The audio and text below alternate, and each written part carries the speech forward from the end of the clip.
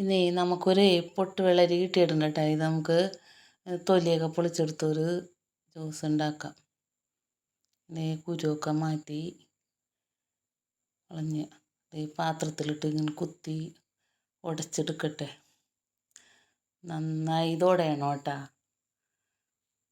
ഈ ചൂടൊക്കെ ആകുമ്പോൾ പൊട്ട് വെള്ളരി ഒക്കെ നല്ലതല്ലേ കഴിക്കണത്. നമ്മുടെ ശരീരത്തിന് ഒരു തണുവാണല്ലോ.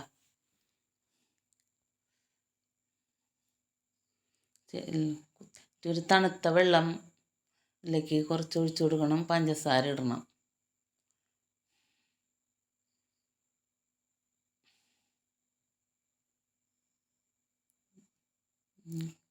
കലക്കി മിക്സാക്കി എടുത്തിട്ട് ഇതൊക്കെ പണ്ട് വീട്ടിൽ വെച്ച് അമ്മ തന്നിട്ടുള്ളതാണ്. ഇങ്ങനെ തേങ്ങ ചിരവിയതിട്ട് കൊടുക്കുക. അരി വറുത്തതാണ് കേട്ടോ അത്. അരി വറുത്തതിട്ട് കൊടുക്കുക.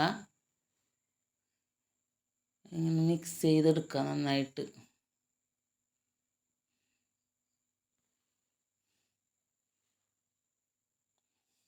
നന്നായി മിക്സ് ചെയ്യണം.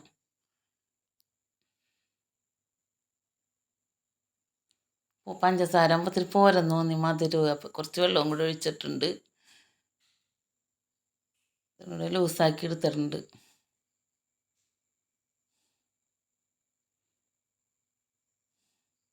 നല്ല രസമുണ്ട് ഇത് കുടിക്കാനായിട്ട്. ഗ്ലാസ്സിൽ ഒഴിച്ചിട്ടുണ്ട്.